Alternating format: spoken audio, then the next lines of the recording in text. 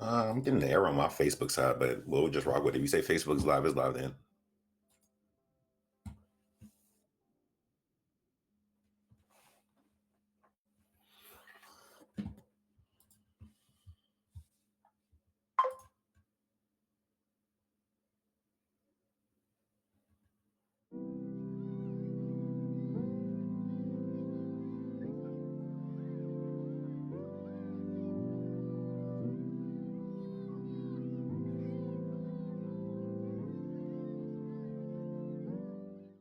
Oh, we're back. Sorry about that strain. I was getting some coffee, man. And I created a mess I had to clean up. Okay, okay. I came back. He was like, "Let's go, hurry up." Crazy. Well, salute to him. Thank you for coming through. Shoot, that's funny. What's going on, strain? What's good, dog? Oh man, that's Nothing. funny. What's All good, right. Kenny? What's going on? What's up? What's up? How was your week? How was your week? It was good, man. Did you ever get a chance to check out any of the Severance? Actually, no, I still have not had it made time to actually sit down and Oh actually watch my it. God, dude, you're killing yourself, My man. bad, Because man. I I think got. we're 8 episodes in by now. I just caught up with three last night. Oh wow. Okay. I no. I. I'm trying to think because I know my little brother came back in town this weekend. He's trying to do something. Oh He wants yeah, to go to the St. absolutely. Patrick's Day thing. I'm trying to figure all that stuff out. So, but he lives up in Utah. So when he comes back, he wants to spend time with the fam. So it's interesting when everybody's in different places and then everybody comes back. When I was the person that was always gone, and then when I come back, so it's just crazy. Oh yeah, no, that's funny. It's crazy. Sean's moving back to California, man. For real. Yeah, he's gonna move. He's moving out here towards Carlsbad. Carlsbad. Why there? I don't know, man. He said he wanted to be closer to the beach. Okay. All right. Hey, I well, mean, that's good for like him. 10, 15 minutes from where I am. So Okay. Well, maybe we can convince him if he wants to jump on the show with us since Mike is still missing in action. yeah, Mike got a new baby, so he's busy doing that, man. Wait, he got it's until he's on his second baby. Yeah, you didn't know? No. I only knew about his little girl. Oh, he's got a son. Shit, what the hell? I thought you knew. I thought I told you. Nah. I mean, I Oh see my him god, post he's like on. 6 months old by now. No, I see. I know. Well, congratulations to him. I hit him up a little bit later. I think I still got his number if it ain't changed, but I'll hit him up a little bit Yeah, later. no, his number's the same. I'm surprised he didn't hit you up. I don't know how. I could have swore I told you. No, nope, nope. Oh my god, that's terrible. Yeah, but all right, I'll hit him up though. But hey, thank you for the info and the news. Yeah, he's got a baby. So that's what he's been up to. Cool. So what's going on? What you want to get into first? I know you. The first thing you hit me up with was about the Chromecast outage. What's the deal with it? Oh god, yeah. So first we got a message from Goat Cute Caps That's a bot. 878. What's going on, man? Thanks for coming through. We appreciate your support. He said he really enjoys our streams and admires the content. He wants to support us on Discord. You got a Discord? We have a Discord, but you never messed with it. But that's a bot, so don't worry about that. Cool. Well, it says his name is Mick Reese, so if it's a bot, it's a bot. Yeah, it's a bot. Cool. All right. Yeah. So Chromecast went south on us, man. So, uh, if you are a Chromecast user, I am. you may have noticed I have it. that for some people who've had old Chromecast little dongles for to watch the Chromecast TV have noticed that they stopped working. and there's a reason for that. It's very obvious. Google failed to keep one of their license up to date, so it was a license that Hmm. went out of date yesterday, and so now they're running around trying to fix the mistake, uh, which of course they are trying to cover up their nonsense.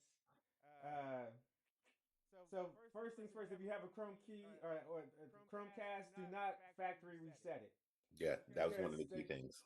they told somebody to factory reset it and it crashed the whole system. They're just trying to create a fix right now, but I mean, how can you blame Google? Because Google never supports any product they create this long. I mean, other Mhm. than maybe the Pixel, it's the longest supported.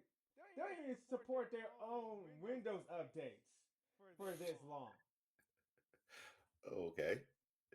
Yeah, so it's hilarious.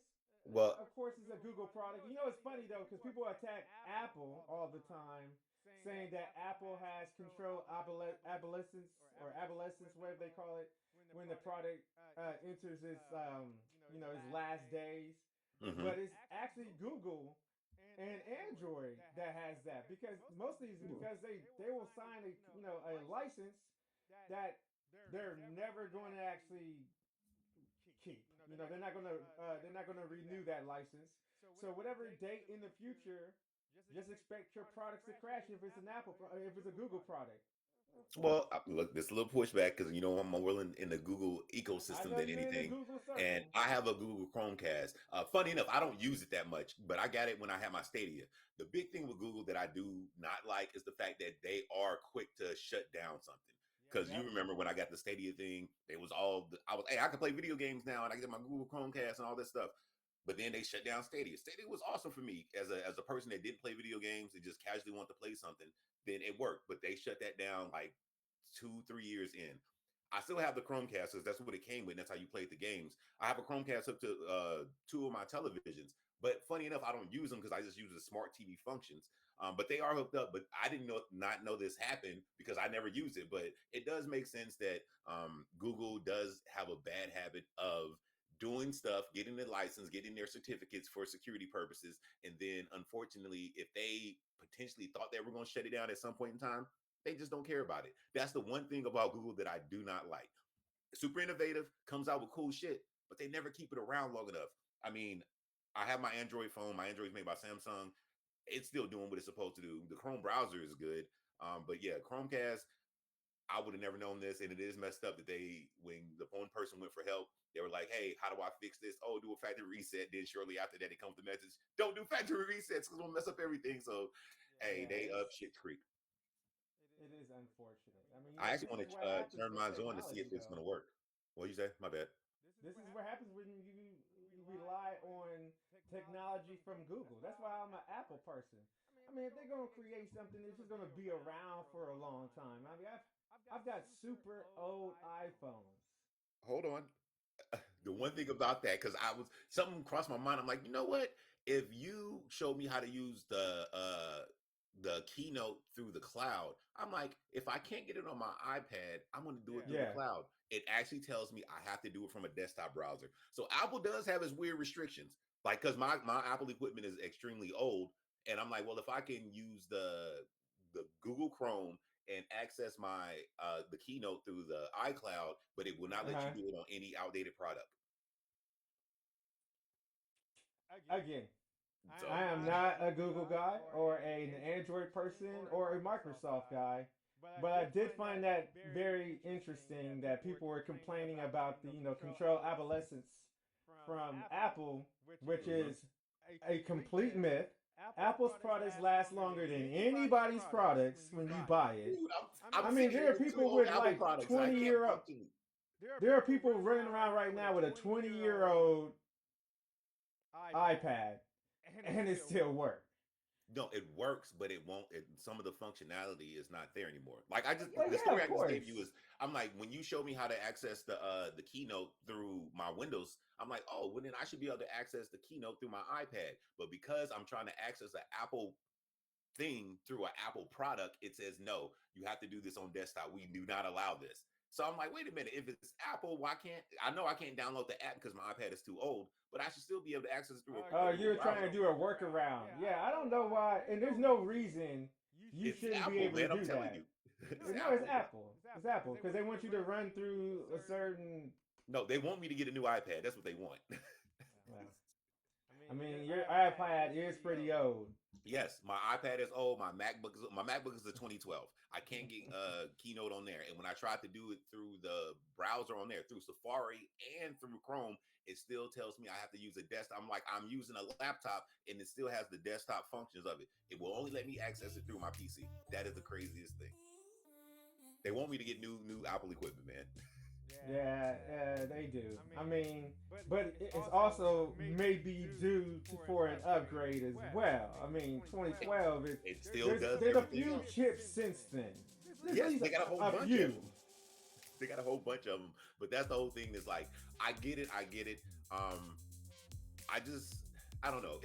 I understand the principle of the business behind what Apple is doing because they want to kind of keep people moving forward. With like, all right, hey, this is getting kind of old. You might want to upgrade. But I'm like, if it still does damn near everything I needed to do, then why won't you just let me access it? I know it's not going to be the app and function like perfectly, but let me access it through a browser. And it said no.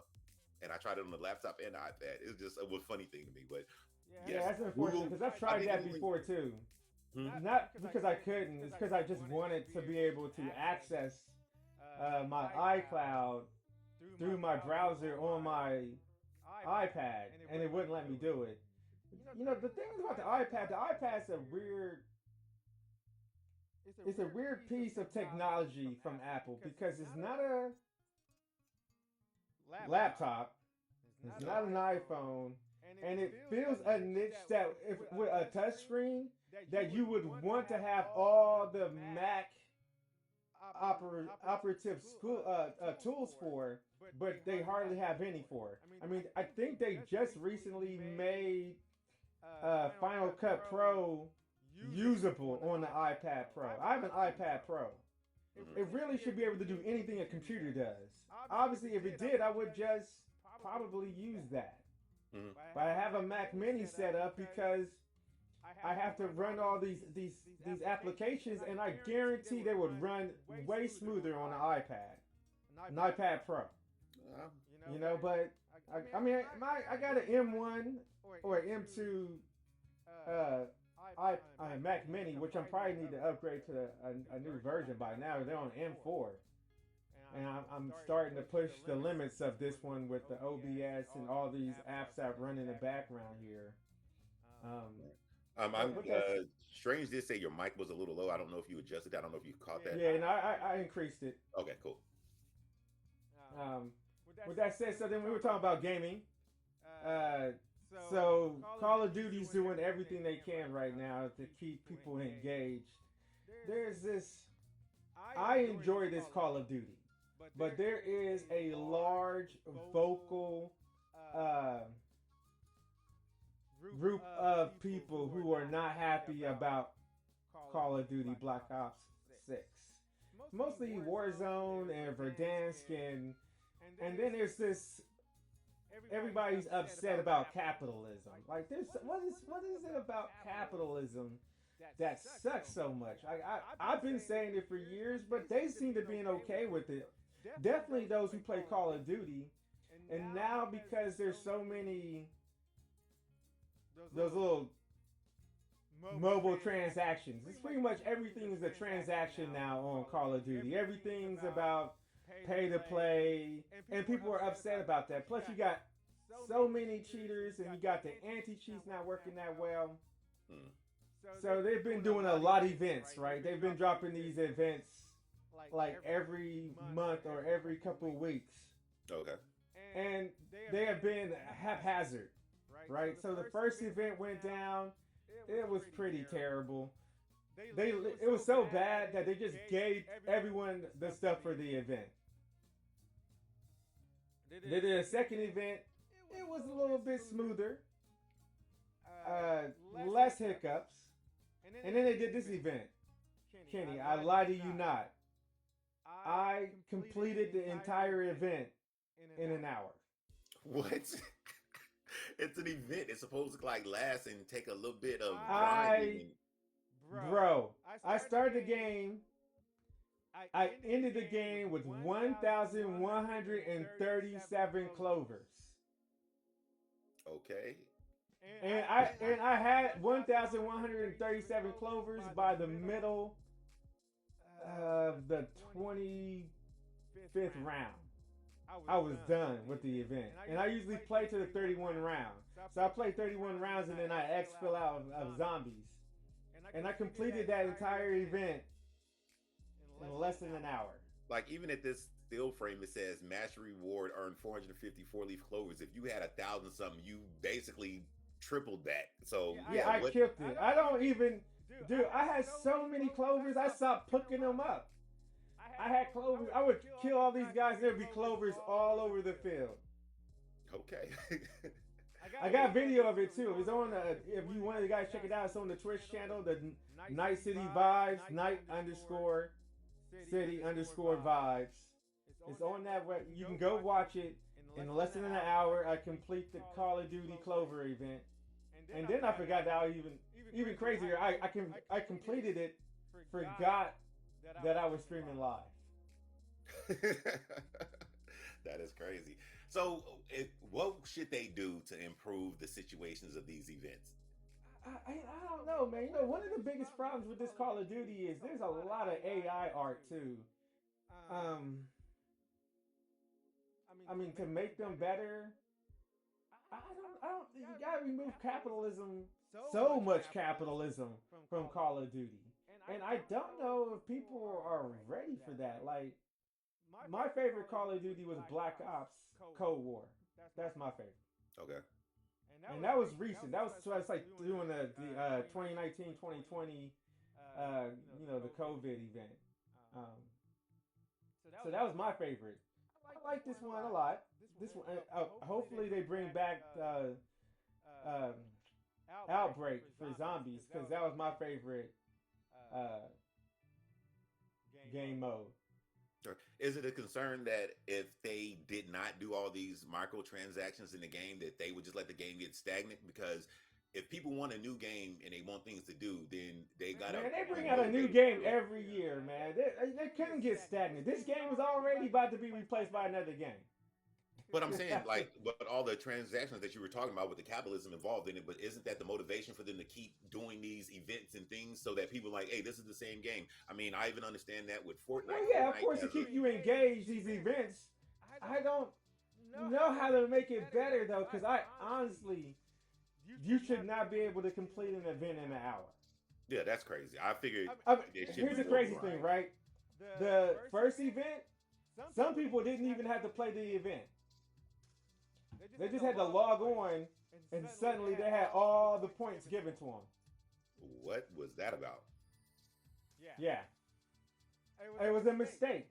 So and the funny thing was some of them were YouTube influencers, so they had their YouTube gaming channels, and they logged into their account, and they're like, oh, look, I have 1,000 of these coins. I'm just going to use them. And then they used all the coins they had to complete the event. So they didn't even play the event. Damn. So me completing the event in an hour is maybe a step up from that experience that they had, because I completed it in an hour. They didn't even play it the first time.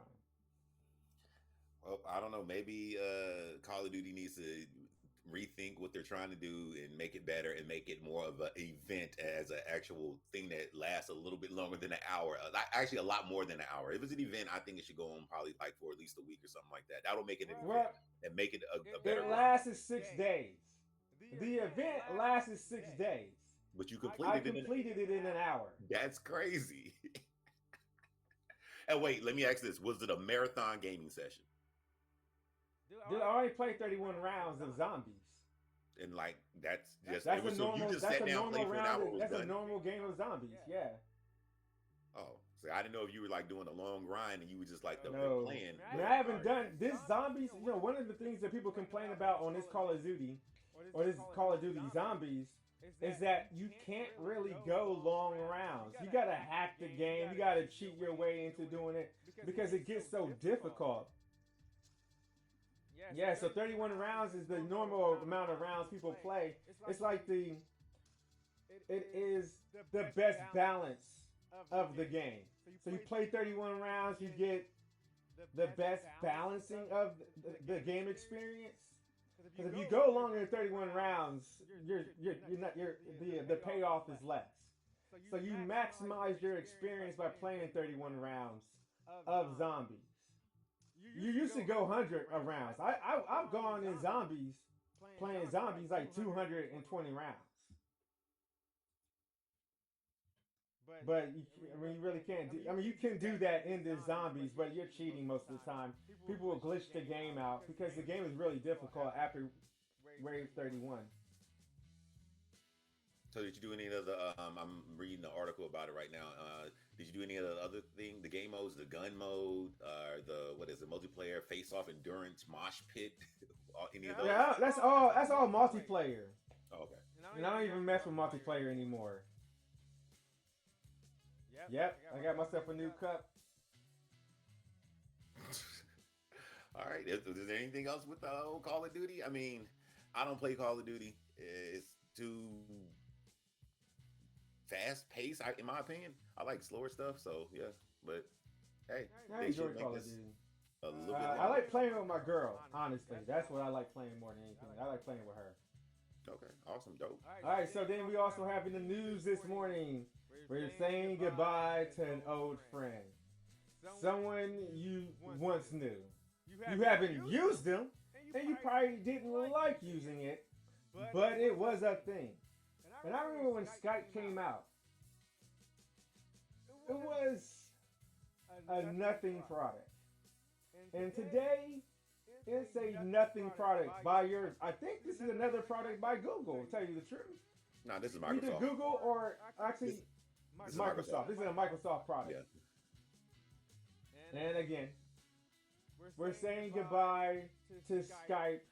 It's died and it's turned into Teams, whatever that is.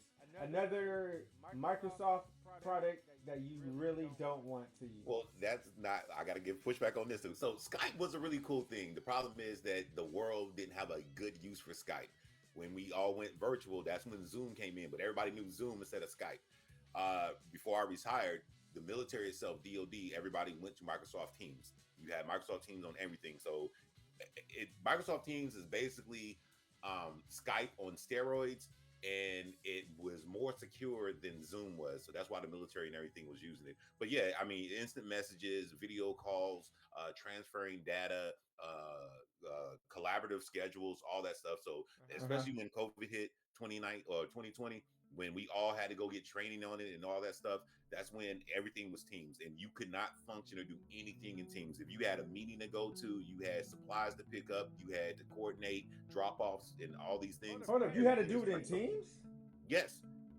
Everything was in Teams. I already hated CACS, so I would have been... No, Teams was basically, it's the communication system. Teams was the servers that everybody in the military transitioned to.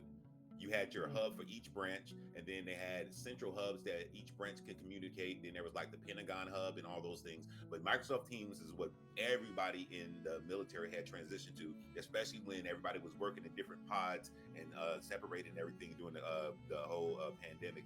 Even though we're still, trickling off with that, but when everything was, people were put in different shifts, and so we didn't get, everybody didn't get infected and all that stuff.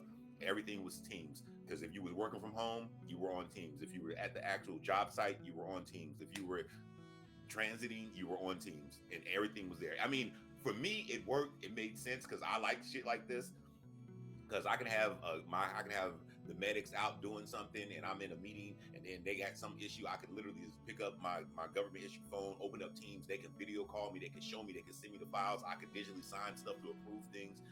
I like Teams. I had no problem with it at all. But Skype was the thing that it was before all of this was needed, but people completely forgot about it because as soon as the pandemic hit, everybody was Zoom call, and that's all it really was. I hated Zoom too. I don't like Zoom. I don't like Skype. I am not that social. I just realized that. Well, I don't want to talk to you on Skype, and I don't want to talk to you on Zoom, and I I don't honestly want to see you. Honestly, if I'm probably telling the truth 90% of the time, I just want to hang out with my girl and be chill. But Yeah. yeah. Oh, but there's also one more product we're saying goodbye to today. One of the worst products ever created. It was called the Humane Pen. It was garbage. It was hot shit. They had a, what was the channel? They had a TED Talk, and they had the unmitigated gall to try to sell us this trash product. Let's talk about how bad this product was. Well, one, it was this pen that you put your hand up, and it would cast information onto your hand. Mm-hmm. Kenny, I have a watch. I can look at my watch. I don't need to do this. My watch was more useful than this pen was. This is supposed to be an AI pen that was supposed to take the place of every device. The other problem is that the pen would get hot. So you had this pen on your chest, and then it would start getting hot and heated. Oh, and the battery to charge it was also on the other side of that magnet.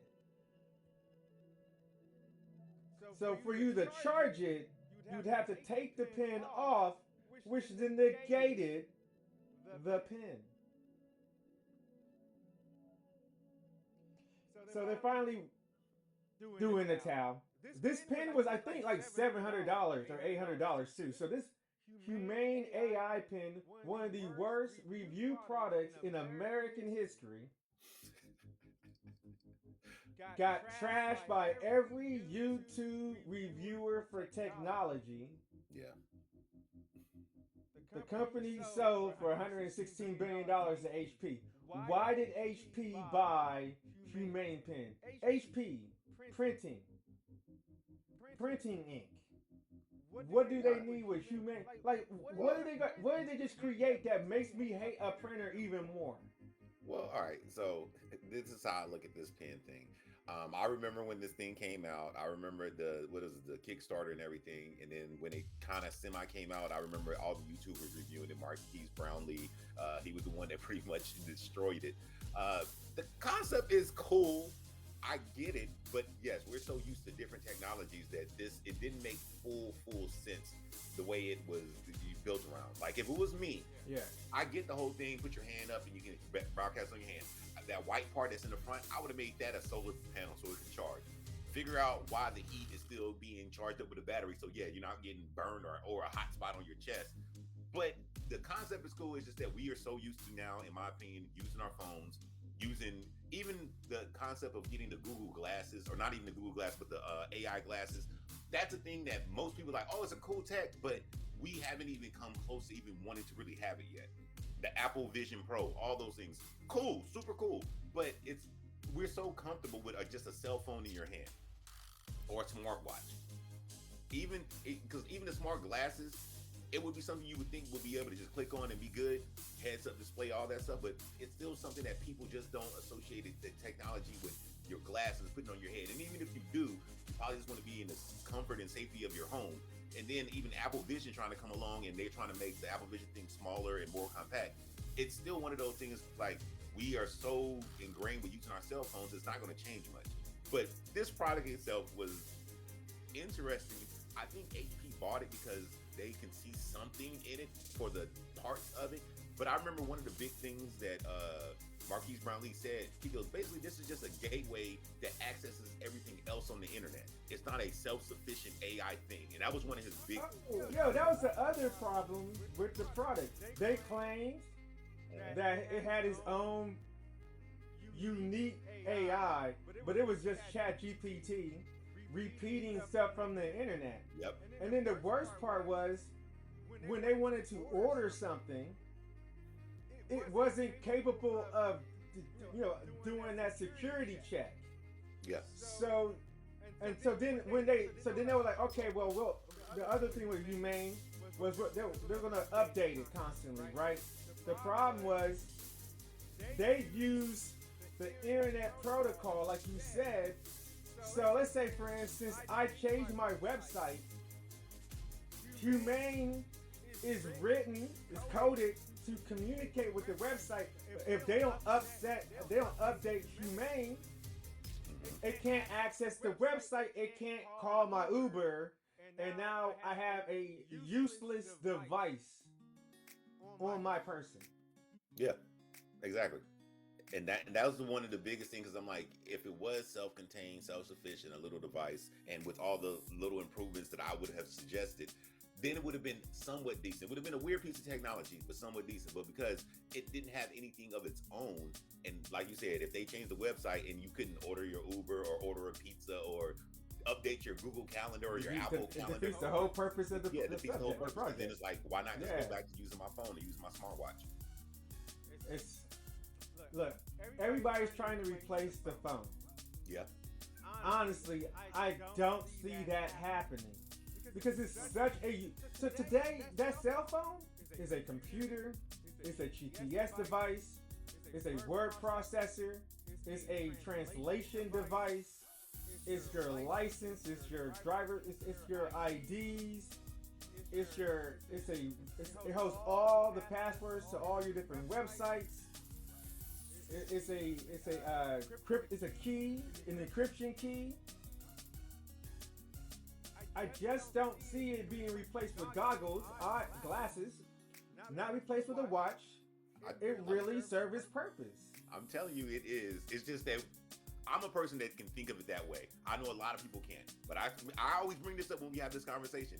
It's going to be your earphones, your earbuds, or whatever, some type of earphones, your smartwatch, and some type of glasses. That's going to be your cell phone, everything, eventually. But I understand that people are so not thinking of it that way, because the cell phone, it's part of you. Your cell phone is your off-body brain. I tell this to people all the time. I mean, honestly, honestly, it's not even your off-body brain. It may be all of your brain by this point. There are things I just don't memorize anymore because I just don't need to. That's correct. Yeah, I'm the same way. I mean, I know childhood phone numbers. I know my phone number. But, I mean, if it's anything else, look, birthdays, it reminds me of people's birthdays. It reminds me of things I got to do. It reminds me of bills I got to pay. I mean, I don't even consciously think about this as much anymore because it'll just ding. I'm like, what's this? Oh, shit, I got to pay that. Or what's this? Oh, I got to tell this person happy birthday. Oh, what's this? I got to reorder some supply or something. It just tells me everything. So it's my day-to-day of thinking about things that I used to have to think about and remember. I don't even do that no more. And that's the sad part, but it is what it is. I mean, even when I was still in medicine, my notes, all my different notes were in my phone. There was a time when I just stopped memorizing anything that wasn't necessity to have in my head right at this moment. I would just have a note for it. I'd go in there and I just type it into my top of my phone. It'd find the file, and I'd be like, here it is. Here's the information that you need. Boom. See ya. And I think the thing with that too is I remember when I was in Portsmouth, this is when Palm Pilot had got a contract with the military, the Coast Guard particularly, and they were issuing us Palm Pilots for in the clinics and everything. And I remember I was one of the people that I loved it. Everybody else hated it. Everybody else still wanted to go to the medical library and all that. I'm like, but all this stuff is right here. All you got to do is walk out of the exam room right quick. Boop, boop, boop, boop. Instead, everybody still. But I'm a person that more is adoptive to technology than push back against it. So no, I loved it. But there were still people that hold on, and they'll leave the patient in the room. I see them walking down the hallway. They go to the medical library. I'm like, what are you doing? Oh, I'm trying to make sure something. You reference a range or a test result. I'm like, you have the. Oh no, that's in my locker. It's right there, dude. Come on. But I know that's so weird. You got Palm Pilot. You had, I mean, at that time when I still had Blackberries. Because I had everything in my Blackberry. I loved my Blackberry. But then the iPhone came out and completely destroyed the Blackberry. I will admit that it dropped the bomb on it. I remember I had a Blackberry and I was with a friend that had an iPhone. And they were like, let's compare these phones. Let's challenge it. Just challenge them. That iPhone could do things that my Blackberry had no ability to do Mm-hmm. in any way. And so I went to my iPhone. I got notes that go back to like early 2007, 2008. Okay. That's But when I got my iPhone. well, just like this though, I think this piece of technology, even if you take away all the bad shit about it, it was just a piece of technology that people couldn't wrap their minds around and get a justification of how and why to use it when you have a phone that does everything in your hand. That's But what I'm saying is that my phone does everything from glasses, a watch, and what other device does all in one. And I can yeah. grab it when I need it, and I can put it down and silence it when I don't need it. Mm-hmm. And so certain things that I couldn't do that with, I wear glasses. If I have my glasses on and I constantly have notifications popping up, that's interfering with the cleanliness of my life. And maybe I'm okay with that. I don't know. I don't know if I'm okay with that because it's not an experience I've had yet. But I think I wouldn't be. Definitely when I'm trying to pay attention to something that's on there, right? And with my watch, I can silence my watch, but I don't have to wear my watch. I can leave my watch somewhere or take my watch. The problem is that everything that this Humane Pin and all these other devices are trying to replace is not as good or robust as a cell phone. I mean, the cell phone is maybe the most powerful computer most people have. Yeah, that statement is true. I know a bunch of people that they be on the internet all the time, but they do not have a computer. All they have is a cell phone.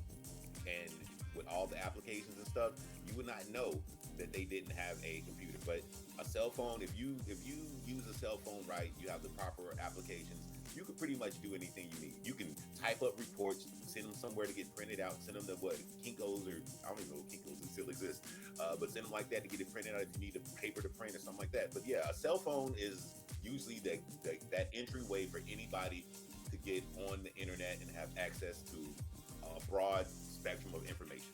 That's true. I never would argue with that. But Yeah, even us that's already on it, the problem is that us that's already on it, when a product like this comes out, it's hard for us to understand, like, this could have been something, even, and I'm saying outside of all the bullshit about it, it could have been something, because think about it, if you all of a sudden do have a computer right here on your chest and you can do everything, it would have been something. Because you can lose your cell phone. That's the one thing I always think about too. If you put your cell phone down, you can lose your cell phone. But if you have your watch on your arm, that's not coming off. You have your glasses on your face, until you set them down and take them off, that's not coming off. You have your earbuds in, until you take them off, set them down.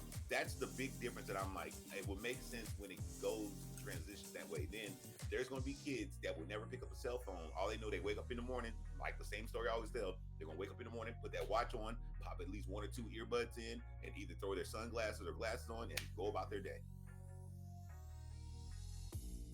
The only problem is then, if you lose any one of those pieces, you compromise the device that you're using. So let's say you lose one of your earbuds, or you lost your earbuds. Now you got your watch and your glasses, but you got no sound. Yeah. And so for me, I just feel like that's too many things to replace one really good device.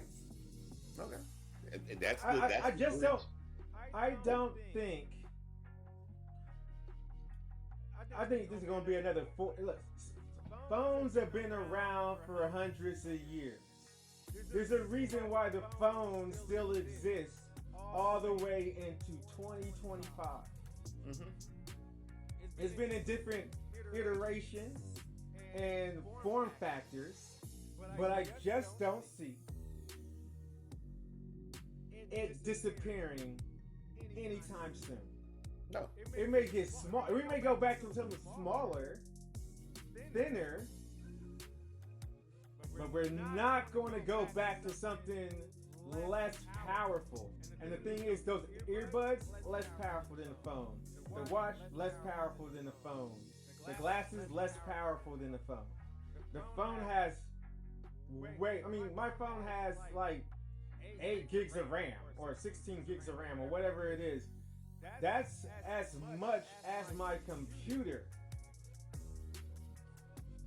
And I guess when they start putting these M chips into the cell phones, the iPhones, your cell phone is probably going to be way more powerful and more useful than your computer if you don't have a computer with an Apple chip in it or the best AI chip from Microsoft or Google. Yeah, yeah. I don't think the cell phone is, or I beg to say, can we still really call it a cell phone or a phone? It's your computer. It's your communication computer. It's your everything computer now that's in your hand. I think we should change the name of it. We should call it a communication device. It's what it is. It's more than a phone. Yeah, it's more than pictures, a GPS device. Calendar. It does. I mean, it's got your health in it. Mine can see my heart rate.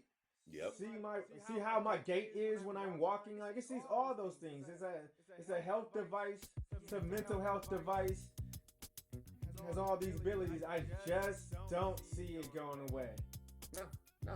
So yeah, I would debate whether or not we should still call it a cell phone because it's an entertainment device. You play music from it. You watch. You play games. It's a gaming device. You play game. Yep. So yeah, but I mean, when Steve Jobs said it's a cell phone, it's a GPS device, it's a music device, it's an internet browser, and they go, huh? It's a GPS device, it's a cell phone, it's a web browser, it's a computer, it's a calculator, it's a calendar, it's a planner, all in one device, an iPhone. That's an amazing device. Google should go and give Steve Jobs' grave a hug because he changed the world with that device right there. And I don't know if there's a more perfect device. With that said, I think we can move on and talk about your next subject. Cool? Yep. Cool. So tell me about this situation, man. So this happened in 2023, but for whatever weird reason, it popped up on my YouTube algorithm, and I don't know why. I wasn't looking for any music by Tupac or nothing, but it just popped up, and I watched the story. So I'm like, whoa. So this gentleman, Robert Wayne Lee, also known as Bupac Shakur, that's the only reason I thought it would pop up because I'm like, was I looking for any Tupac music or something? But I don't think I was. But basically, he was a vigilante who would confront alleged pedophiles. Unfortunately, he was shot and killed at a Coney Island in Pontiac, Michigan, when he confronted one of the people. So he would portray an underage child online and get these people to basically try to meet him, very much to catch a predator type shit. Mm-hmm.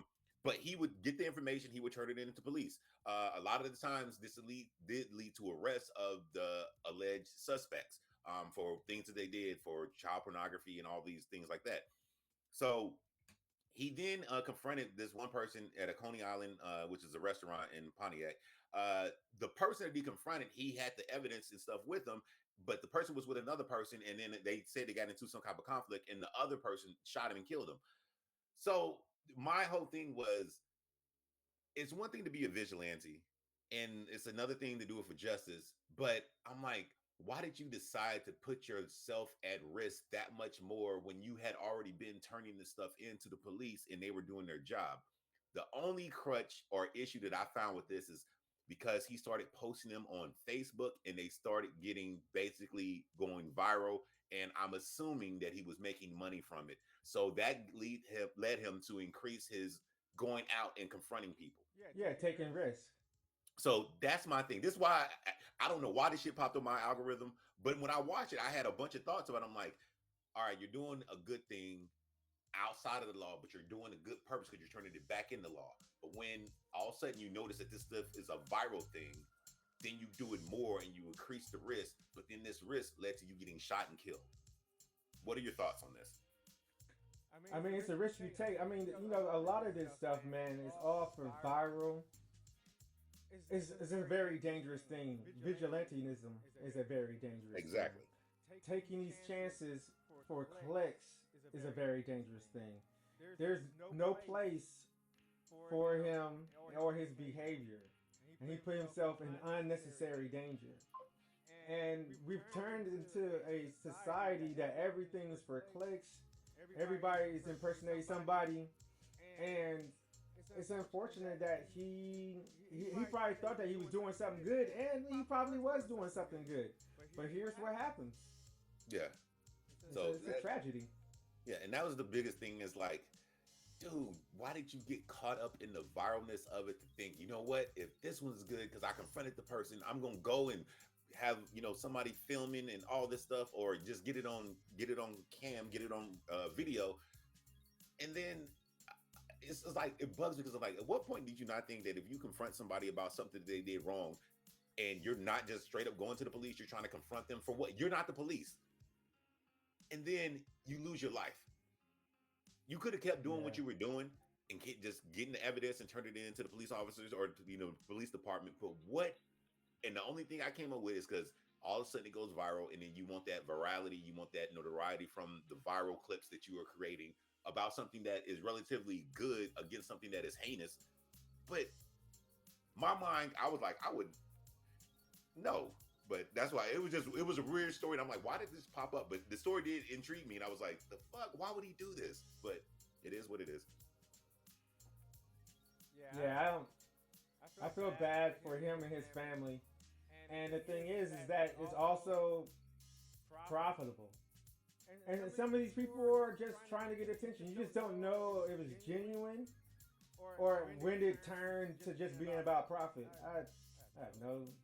Pi Day. It's Pi Day, bro. Today is Pi Day. Yes. 3.14. You got anything you want to talk about Pi Day before we roll into Pi Day 2025? Pi Day 2025 is particularly a unique celebration due to several rare mathematical coincidences with the date of 031425, which is today, making it a once in a century event. So this once in a century. Yeah. So I got some key details about it. Oh, let's go.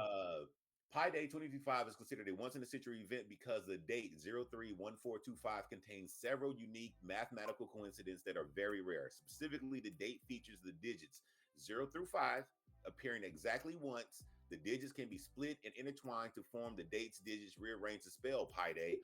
And the year 2025 is a perfect square. These combined features make this particular Pi Day exceptionally unique. So we're living through the most exceptional, unique day in history. That's pretty awesome. Yeah, the squares of the digits in the 3, 14, mathematically unique correspond to the letter values of I, A, P, D, and Y, which can be rearranged to spell Pi Day.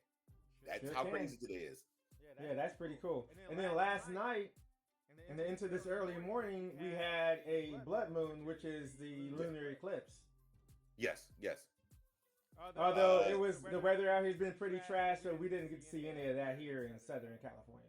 Yeah, in Georgia, I would have had to go to the Okefenokee Swamp to actually see it, but I'm not doing that. Fuck that. Okefenokee? Okefenokee Swamp. As a kid, we went there on field trips. You can't just drop that little tidbit and then try to roll out of here and say, see you next week. You got to tell us about Okefenokee Swamp. Matter of fact, hold on. Let me grab a magazine real quick because they're having their big thing going on. But I used to go there as a kid. It was like a field trip place. You've seen alligators and all this swamp creatures. But hold on. Go ahead and grab it, man. I'm going to learn about this Okefenokee. Let's see if I can find anything on the net here. Okefenokee Swamp.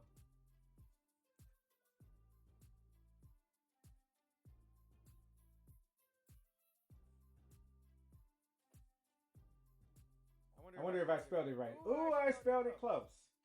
I spelled it O-K-I-F-A-N-O-K-I. It's spelled O-K-E-F-E-N-O-K-E-E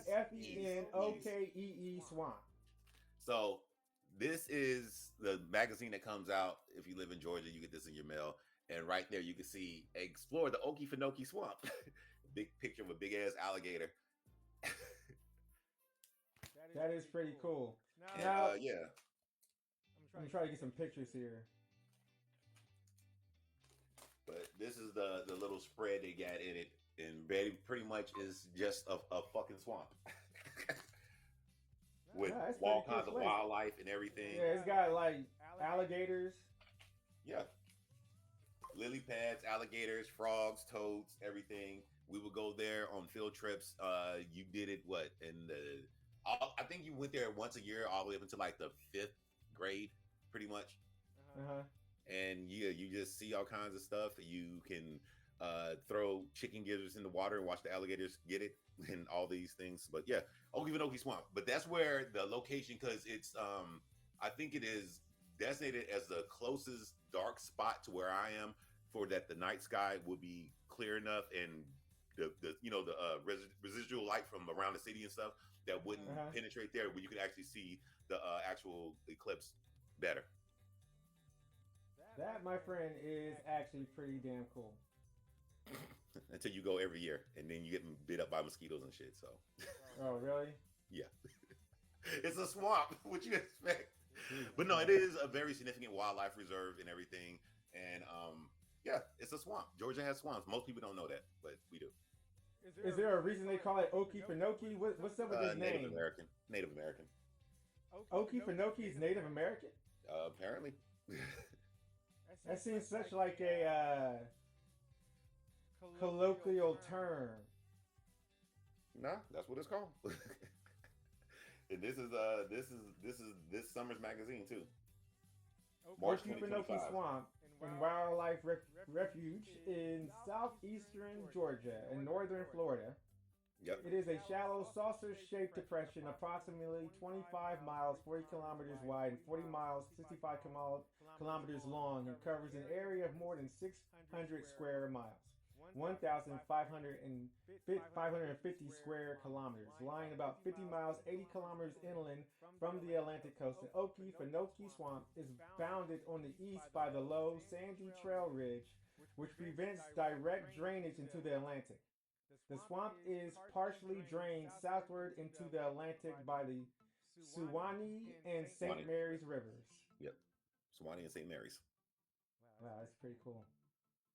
All right, well, if you're ever out there in southeast Georgia, go ahead and check out the Okefenokee Swamp and send us pictures. Look, y'all can see. Look, see right here on the cover of this magazine. There you go. Okefenokee. Yeah, that's cool. All right, bruh. Well, with that said, we're at the end of the show. All right. Thank anybody for popping in, Strain. Thank you for coming over, popping through. Anybody over on Facebook, Kick, Twitch, of course, YouTube. YouTube is our home base. If you could come on over there, give us a follow, because we're trying to rebuild this channel. We just coming up with different things to talk about and interesting stuff. Hopefully we'll get a little bit more in depth with other things coming up soon. Also, City Night Vibes, that is D's streaming channel over on Twitch, and you're rocking out with Call of Duty Zombies and Cyberpunk 2077. Yep. All right. Anything else you want to add? Oh, I recently started playing Warhammer. That's the Marine one, right? The Space Marines. Yeah, Space Marines. Yeah. Right. It was what my uncle was telling me about. I finally started playing it. It's interesting. That's it. Interesting. I have opinions about it. My opinion about it. How much time we got right now? We got like 2 minutes. 2 minutes. I can say this in 3 minutes. All right. The game is a lot like Gears. It feels like it's built on the same platform as Mass Effect. So when you're playing it, you have like a certain you're used to a certain set of controls, right? Button controls, because it's a familiar game, because it's kind of built like Gears, but I think the platform is built on is probably Real Engine, and I think that's what Mass Effect is built on. And so when you're going to do buttons or you're going to do actions and it doesn't happen like in those other games, that familiarity becomes a conflict, right? And so I'm playing a game trying to do a certain behavior. It's not doing that behavior, but I think it should in my head, because it's literally almost exactly the same game as these two other games. So it's like, I don't want to say it's a worse version of those two games, but it kind of is. and I haven't found the thing in the game that makes me love it yet. I found the things that make me want to stop playing. Damn. And so, Okay. yeah, that's with any video game, right? When you first start playing any of your video game, you're starting it. A lot of times you don't want to stay there. There's nothing really keeping you there. I mean, of course, Call of Duty, I'm used to playing, and Cyberpunk, of course, kept me engaged. I mean, that game is so well written. But this game, I don't know why I'm there. I don't know why I'm doing what I'm doing. And I'm not doing what I'm supposed to be doing that good. So then why am I still in the game? Like, that's what happens. So you kind of drop out of a game because it doesn't really tell you what you're doing or why you're doing it. And it treats you as if you already know the lore, and I don't know the lore of Warhammer. You gotta go back and learn it then. You gotta go back and learn Yeah, it. but I mean, usually it'll like set you up, like give you an idea of what you're doing. I just know I'm on some planet killing all these dinosaurs. I mean, that's what they seem like. Killing the dinosaurs. Hopefully you'll find joy in killing the dinosaurs, man. And I don't find joy in killing dinosaurs. All right. All right. Well, like, share, subscribe. Catch us on the next one. Peace.